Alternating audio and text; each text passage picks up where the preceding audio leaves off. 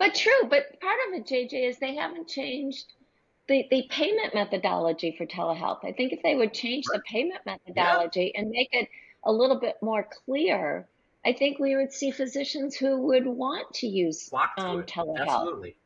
Yeah, no question about it.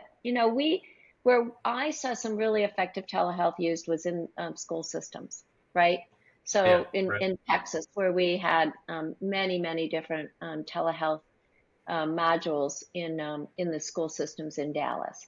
That really wasn't the physician piece. It was really a nurse practitioner piece, to your point. But still, it really gave improved healthcare and opportunity to be given to those children in some underprivileged areas. But Well, again, I go back to the reimbursement. I think that's yeah, it's part of the issue. yes, And because what the is resolution different? on the camera, I can see, and if the Hmm. stethoscopes you could put, if somebody's in the room, a tech that you're paying whatever $20 an hour puts the stethoscope on, show Yep. me their leg, show me the rash. You can look in their ear. Hmm. There's so much you could do, especially in rural situations, Yep. which would really unburden the system and stop unnecessary, in some of these states, helicopter rides.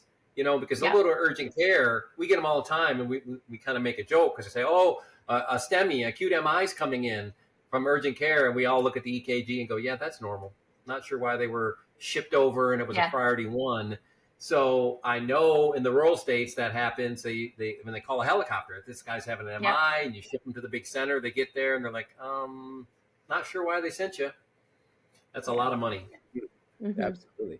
And what's different about the school setting, Michelle, versus like say a clinic or a practice that allowed sort of that, more effective use of telehealth in your opinion? I think when the children present to the school nurse, there was an ability to connect to a nurse practitioner if the parents had given permission for the child to be seen by through a telehealth visit. And so that child came to the clinic in the school.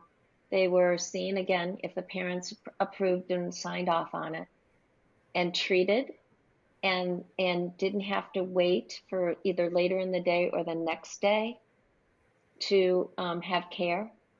So they didn't miss a day of school usually.